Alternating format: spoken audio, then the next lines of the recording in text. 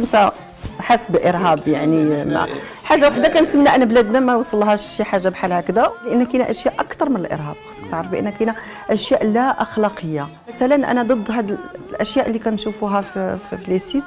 انا مزوج ولكن كنعيش دقيقه انا ما كاينش غادي نسمع من الاول حتى الاخر. ما قلتهاش. وعلى كثرت القيل والقال باش انا هنايا، لانه بزاف الناس اللي كيصطادوا في الماء العكير. البز بلطيفه رأفت، لان ملي كتدخلي مثلا الانترنت وتشوفي هذا كتلقاي لطيفه، يعني نساو الجلسه ولا نساو الناس بقاو غير لطيفه رأفت لطيفه رأفت، خرجت لطيفه رأفت. من الشوق موجود وحنيني إليك موجود أهي غلطة. السلام عليكم ورحمة الله تعالى وبركاته. متابعينا الأكارم، كنتمنى من الله العلي القدير أنكم تكونوا بخير وعلى خير، ويلقاكم هذا الفيديو متابعينا الأعزاء في أحسن الأحوال. وأنا كنصور هذا الفيديو المتابعين وكل حزن، لأنني شفت بعض البسالة وقلة الحياء في حق فنانة مغربية أعطت لهذا البلد الكثير، وكان لها واحد الفضل كبير على الفن المغربي. إخواني أخواتي، شفتوا هذا الروبورتاج القصير، وكذلك غادي نعطيكم واحد الروبورتاج اللي أقصر كذلك على النبذة ديالها وعلاقتها بالقصر الملكي وعلاقتها بملك البلاد محمد السادس حفظه الله، وكذلك بالمغفور له الحسن الثاني الله يرحمه ويولي برحمة الله. إخواني أخواتي، غير باش يعرف الجميع، لان المسيره ديال لطيفه رأفت ما بداتش هذه سنوات يعني سابقه. راه الا جينا غنتكلموا على اواخر السبعينات بدايه الثمانينات. يعني بزاف ديال الناس ما عارفينش الحجم والقوه الفنيه والانجازات اللي قدمتها هذه الفنانه للمغرب. على داك الشيء كانت عندها واحد العلاقه كبيره بالقصر الملكي، وخاصه في علاقتها مع ملك البلاد محمد السادس، اللي الى جينا نتكلموا على الاوسمه على بزاف ديال الامور اللي اعطاها كدفع معنوي لهاد الفنانه. وخاصه لما كيجي كما هي قالت في عديد من المنابر، قالت بانه كان حنونا جدا معي. وكذلك في الوفاه ديال الاخ ديالها تلقات تعزيه. كذلك كانت واحد الرساله اخرى نهار قررت انها تعتزل الفن، فكيجيها الاتصال لمواصلة المشوار ومواصلة تشريف الأغنية المغربية، لأن الأغنية المغربية كتلعب واحد الدور في نشر واحد الصورة على البلاد. يعني بزاف ديال الامور اخواني اخواتي، كما قلنا ذكرت في العديد من المقابلات انها تحظى بمكانه خاصه لدى القصر الملكي. الملك محمد السادس اتصل بها بعد وفاه شقيقها وقدم لها العزاء، وقال لها ان مكانتها محفوظه في صداره الفنانين المغاربه من اجل تشريف الوطن. كما ذكرت لطيفه رأفت ان الملك محمد السادس كان حنونا جدا معها، وانه اتصل بها للاطمئنان على صحتها، وقال انها عدلت عن قرار الاعتزال بسبب مكالمه من الملك محمد السادس الذي شجعها على مواصله مسيرتها الفنيه. السيده لطيفه رأفت فنانه مطربه. السيدة لطيفة رأفت فنانة مطربة، وسام المكافأة الوطنية من درجة ضابط.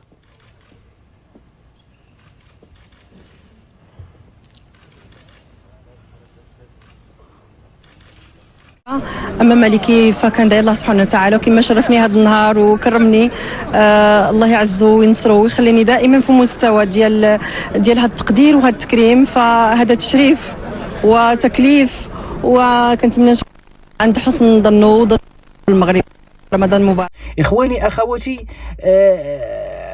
هذا الى جينا نتكلموا غادي نجي نتكلموا على العهد الجديد، ولكن واش في راسكم كيفاش كانت الامور في عهد الحسن الثاني رحمه الله؟ وما ادراك ما الحسن الثاني اخواني اخواتي. يعني ديك الحقبه، يعني باش انك تقابل الحسن الثاني وجها لوجه، راه خاصك تكون سيدي ومولاي يعني. كانت من بين الطرائف اللي كانت كتوقع اللطيفه رأفت انها كانت تنعت بالبكايه. علاش؟ لان حبها وطيبوبتها وعفويتها كانت يعني لما تتكلم مع الحسن الثاني تبدا باذراف الدموع. فخليكم مع هذا المقطع اخواني اخواتي وسنعود معكم من جديد. يعني بما انه قلنا انها جلسه ديال الطرب، يعني كان كثير ما يدخل فيما يخص الكلام، ولكن غادي نعطيو الاسبقيه للطرب. هناك الجانب، هناك العنصر النسوي الثاني الموجود معنا في سهرة هذه الليلة، وهي الأخت لطيفة رأفت. لطيفة رأفت غنات شي أغنية، قدك الميكرو بعدا، غنات شي أغنية أظن من ألحان أحمد كورتي. نعم. شنو هذه الأغنية سميتها؟ موال الحب. ماشي كلمات الكواش؟ محمد الكواش. فعلا. تفضلي. شنو غتغني لنا؟ اذا اخواني اخواتي شفتوا هاد الروبورتاج القصير على فنانتنا لطيفه رأفت، اللي من هذا المنبر ارجو من كل المتابعين الترحم على والدتها رحمه الله عليها اللي توفات مؤخرا، وخلات واحد الجرح كبير في قلب أنثى قبل أن تكون فنانة. أنثى كنعرفوا الأنثى ماشي كالذكر، يعني الذكر يقدر يصبر بزاف ديال الحوايج، ولكن كفنانة رقيقة ومشاعر جياشة ويعني وبكاية بهذا المفهوم، فما قدراتش أنها تصبر على فراق الأم ديالها، فرحمة الله عليها من هذا المنبر. وباش قبل ما غادي ندخل على بعض الطرائف اللي كانت كتوقع لها مع الملك الراحل الحسن الثاني، يعني أقول والله عيب وعار على كل مغربي، كيفما كان توجهه، كيفما كانت عقيدته، كيفما كان تصوره، أنه بمجرد ذكر اسم لطيفة رأفت يبدا يقول شي حوايج والله لا استحي ان اقولها في المرأة. عيبها الوحيد انها اقترن اسمها مؤخرا باسم واحد الشخص اللي متابع قضائيا. احنا كنعرفوا القضاء فوق كل شيء، يعني درتي واحد الحاجه راه غادي تحاسب عليها.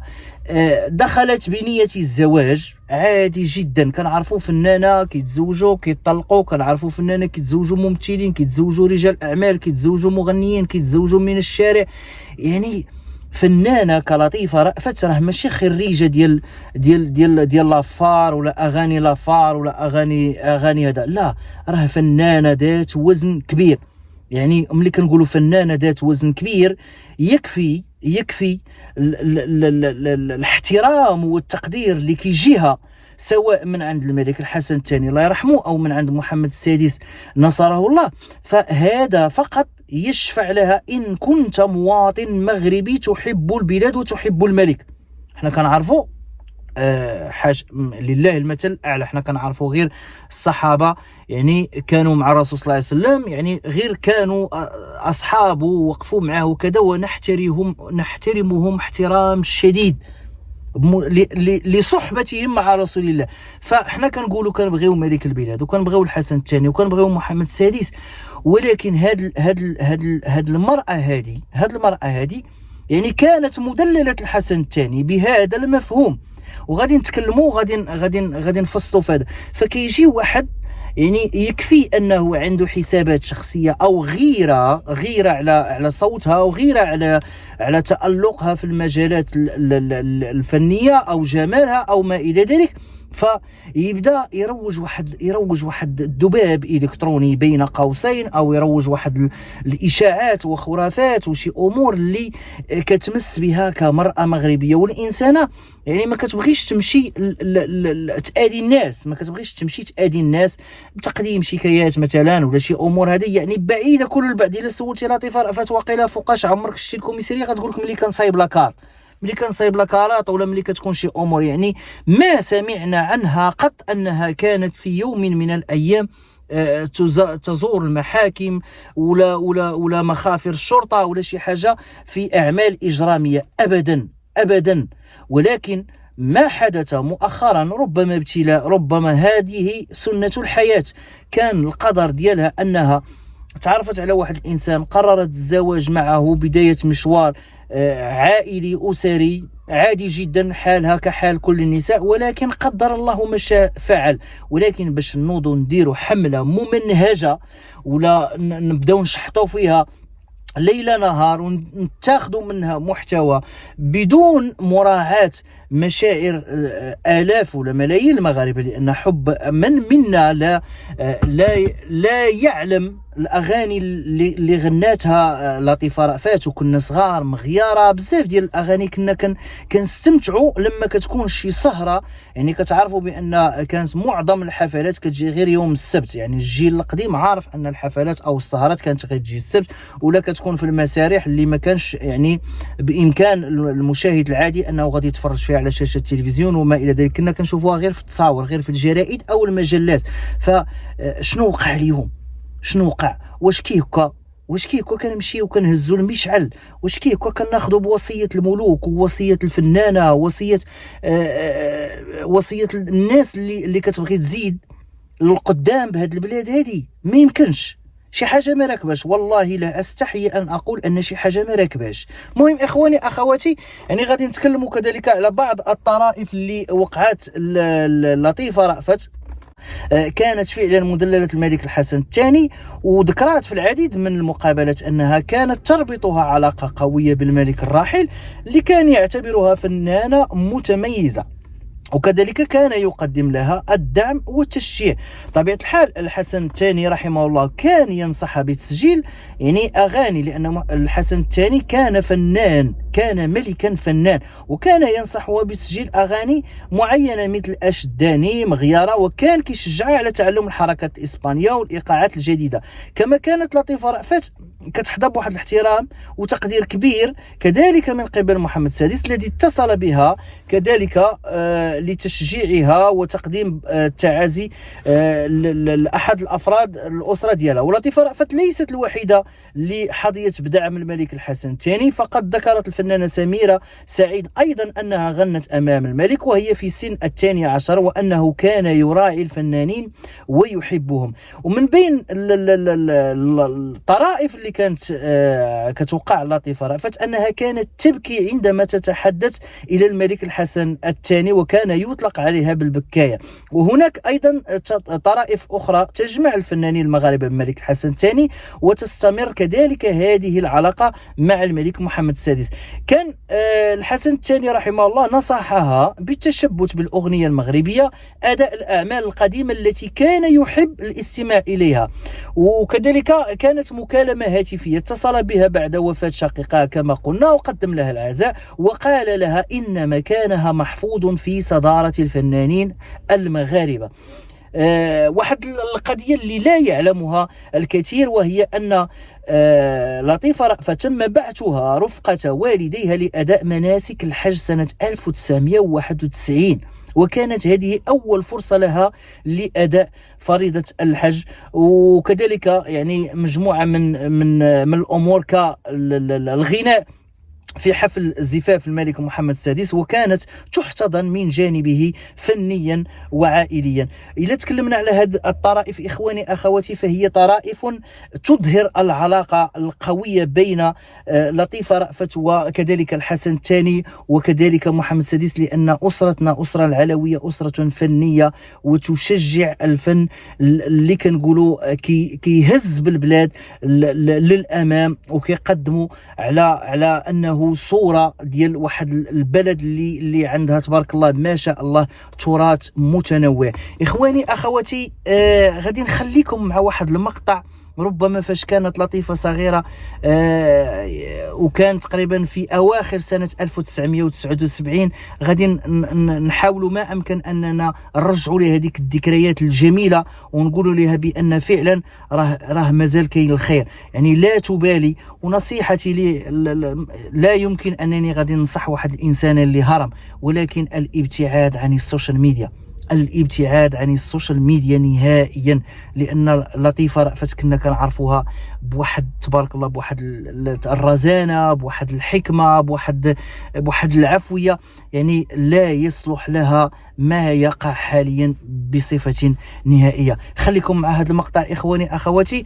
وفي نهاية المطاف كنتمنى أنه ما يتضربش بسبب حقوق الطبع أو النشر وما إلى ذلك، ولكن ما تنساوش تشجيعنا لنستمر بتقديم المزيد، واحد الإعجاب في الفيديو إلى عجبكم بطبيعة الحال، اشتراك في القناة، وكذلك ما تنسوش نترحم جميعا على روح والدة لطيفة رأفت. أقول قولي هذا وأستغفر الله لي ولكم، دمتم بخير، والسلام عليكم ورحمة الله تعالى وبركاته. الصبر معاك ولقيتني وانا بهواك، خلصني الصبر معاك وبأملي بعيش، ولو انه ضيعلي كتير ضيعلي كتير